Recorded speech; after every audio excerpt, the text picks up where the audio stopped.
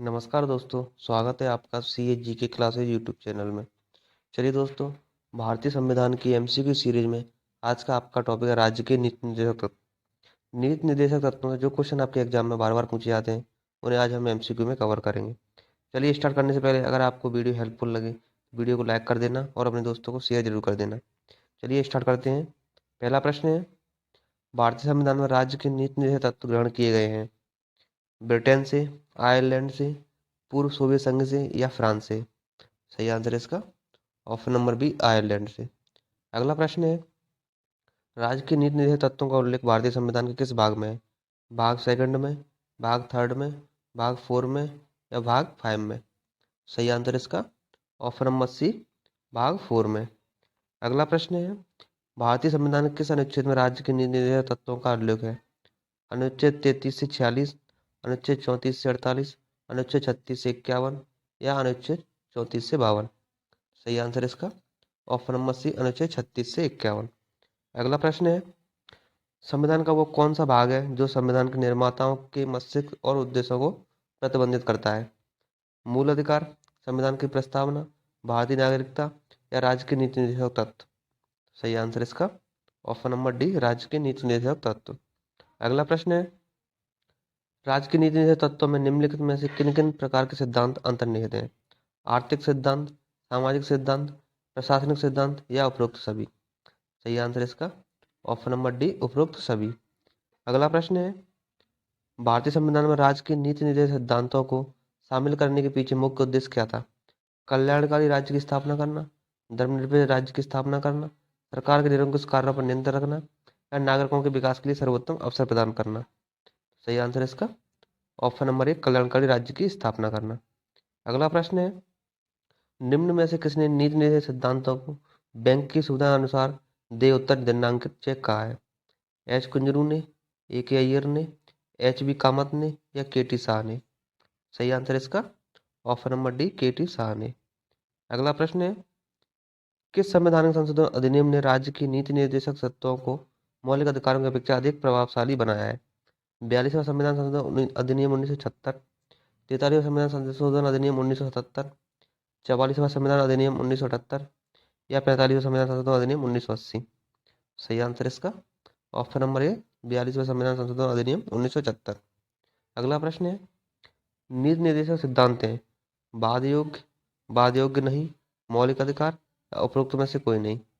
सही आंसर इसका option number B, वाद योग्य। अगला प्रश्न है, नीति निर्देशक तत्वों का क्रियान्वयन निम्नलिखित में से किस पर निर्भर करता है? स्वतंत्र न्यायपालिका पर, राष्ट्रपति की इच्छा पर, सरकार के पास उपलब्ध संसाधनों पर या सशक्त विपक्ष पर। सही आंसर इसका ऑप्शन नंबर सी, सरकार के पास उपलब्ध संसाधनों पर। अगला प्रश्न है, भारत के संविधान में अंतर्राष्ट्रीय सुरक्षा को प्रोत्साहन देना सन्निहित है? संविधान की प्रस्तावना में, राज्य की नीति निर्देशक तत्वों में, मौलिक कर्तव्यों में या नवम सूची में। सही आंसर इसका ऑप्शन नंबर बी, राज्य की नीति निर्देशक तत्वों में। अगला प्रश्न है, समान कार्य के लिए समान वेतन भारत के संविधान में सुनिश्चित किया गया है एक मौलिक अधिकार है, मौलिक कर्तव्य है, आर्थिक अधिकार है या राज्य की नीति तत्व सिद्धांत का अंग है। सही आंसर इसका ऑप्शन नंबर डी, राज्य की नीति सिद्धांत का एक अंग है। अगला प्रश्न है, निम्नांकित में से कौन सा राज्य नीति निर्देशक सिद्धांत नहीं है? अंतर्राष्ट्रीय शांति को प्रोत्साहन देना, 14 वर्ष तक के बच्चों को निःशुल्क अनुवार शिक्षा प्रदान करना, गोवध निषेध या निजी संपत्ति की समाप्ति। सही आंसर इसका ऑप्शन नंबर डी, निजी संपत्ति की समाप्ति। अगला प्रश्न है, राज्य के नीति निर्देशक तत्वों में क्या शामिल है जो मूल अधिकार में नहीं है? अस्पृश्यता का उन्मूलन, आने जाने की स्वतंत्रता, धर्म की स्वतंत्रता या कुटीर उद्योग को प्रोत्साहन। सही आंसर इसका ऑप्शन नंबर डी, कुटीर उद्योग को प्रोत्साहन। अगला प्रश्न है, किस नीति निर्देशक सिद्धांत को प्राय समाजवादी माना जाता है? ग्राम पंचायतों की स्थापना, गोवध पर प्रतिबंध, अंतर्राष्ट्रीय शांति एवं सुरक्षा को प्रोत्साहन, आय की असमानता को कम से कम करना। सही आंसर इसका ऑप्शन नंबर है, ग्राम पंचायतों की स्थापना। अगला प्रश्न है, निम्नलिखित निर्देशक सिद्धांतों में से वो सिद्धांत कौन सा है जिसे गांधीवादी सिद्धांत कहा जाता है? श्रमिकों और बच्चों का संरक्षण, स्वशासन के प्रभावी एकलों के रूप में ग्राम पंचायत का संगठन, पुरुषों एवं महिलाओं के लिए सामान्य कार्यपालिका से न्यायपालिका को पृथक करना। सही आंसर इसका ऑप्शन नंबर बी, स्वशासन के प्रभावी एकलों के रूप में ग्राम पंचायतों का संगठन। अगला प्रश्न है, भारत के किस राज्य में समान नागरिक संहिता लागू है? मेघालय में, केरल में, हरियाणा में या गोवा में? सही आंसर इसका ऑप्शन नंबर डी, गोवा में। अगला प्रश्न है, भारतीय संविधान के अंतर्गत कल्याणकारी राज्य की अवधारणा निम्नलिखित में से किस अनुच्छेद में वर्णित है? अनुच्छेद 36 में, अनुच्छेद 38 में, अनुच्छेद 49 में या अनुच्छेद 51 में? सही आंसर इसका ऑप्शन नंबर बी, अनुच्छेद 38 में। अगला प्रश्न है, समान न्याय और निःशुल्क विधि सहायता का प्रावधान संविधान के किस अनुच्छेद में है? अनुच्छेद 39 में, अनुच्छेद 39 ए में, अनुच्छेद 40 में या अनुच्छेद 44 में? सही आंसर इसका ऑप्शन नंबर बी, अनुच्छेद 39 ए में। अगला प्रश्न है, निम्नलिखित अनुच्छेदों में से कौन सा अनुच्छेद राज्य सरकारों को ग्राम पंचायत को संगठित करने का निर्देश देता है? अनुच्छेद 32, अनुच्छेद 40, अनुच्छेद 48 या अनुच्छेद 51? सही आंसर इसका ऑप्शन नंबर बी, अनुच्छेद 40। अगला प्रश्न है, भारतीय नागरिकों के लिए एक समान सिविल संहिता प्राप्त करने की बात कही गई है। अनुच्छेद 40 में, अनुच्छेद 45 में, अनुच्छेद 44 में या अनुच्छेद 48 कब में? सही आंसर इसका ऑप्शन नंबर सी, अनुच्छेद 44 में। अगला प्रश्न है, संविधान के किस अनुच्छेद में न्यायपालिका का कार्यपालिका से पृथक्करण का उल्लेख किया गया है? अनुच्छेद 45 में, अनुच्छेद 46 में, अनुच्छेद 58 में या अनुच्छेद 50 में? सही आंसर इसका ऑप्शन नंबर डी, अनुच्छेद 50 में।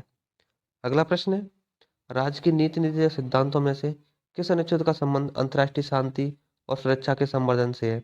अनुच्छेद 48 में, अनुच्छेद 51 में, अनुच्छेद 52 में या अनुच्छेद 54 में? सही आंसर इसका ऑप्शन नंबर बी, अनुच्छेद 51 में। अगला प्रश्न है, भारतीय संविधान के किस अनुच्छेद द्वारा निम्न दुर्बल वर्गों को शिक्षा संबंधी सुरक्षा प्रदान की गई है?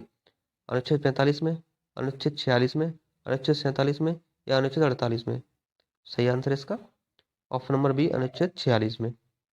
अगला प्रश्न है, काम करने के अधिकार को राज्य की नीति निर्देशक तत्वों में निम्नलिखित में से किस अनुच्छेद के अंतर्गत रखा गया है? अनुच्छेद 18 में, अनुच्छेद 21 में, अनुच्छेद 41 में या अनुच्छेद 46 में? सही आंसर इसका ऑप्शन नंबर सी, अनुच्छेद 41 में। अगला प्रश्न है, निम्नलिखित में से कौन सा एक संविधान के 42वें संविधान संशोधन द्वारा नीति निर्देशक तत्वों में नहीं जोड़ा गया था?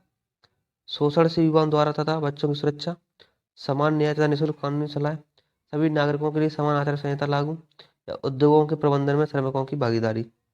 सही आंसर इसका ऑप्शन नंबर सी, सभी नागरिकों के लिए समान आचार संहिता नहीं जोड़ा गया था। अगला प्रश्न है, शराबबंदी संविधान की किस धारा में निर्देशित है? धारा 47 में, धारा 37 में, धारा 50 में या धारा 48 में? सही आंसर इसका ऑप्शन नंबर ए, धारा 47 में। अगला प्रश्न है, मूलभूत संविधान में कौन से भाग में राज्य लोक कल्याण की संकल्पना सम्मिलित की गई है? संविधान की प्रस्तावना में, संविधान की दूसरी अनुसूची में, राज्य की नीति निर्देशक तत्वों में या संविधान की तीसरी अनुसूची में? सही आंसर इसका ऑप्शन नंबर सी, राज्य की नीति निर्देशक तत्वों में। चलिए दोस्तों, आज की वीडियो यहीं समाप्त होती है। मिलते हैं अगली वीडियो में। अगर आपको वीडियो अच्छी लगी हो तो वीडियो को लाइक जरूर कर देना और अपने दोस्तों को शेयर करना। अगर आप हमारे यूट्यूब चैनल पर नए हो, चैनल को सब्सक्राइब करना और बेल आइकन को जरूर प्रेस करना, जिससे आपको नई वीडियो का नोटिफिकेशन तुरंत मिल सके। और कमेंट करके हमें जरूर बताएं कि आपको वीडियो कैसी लगी। धन्यवाद दोस्तों।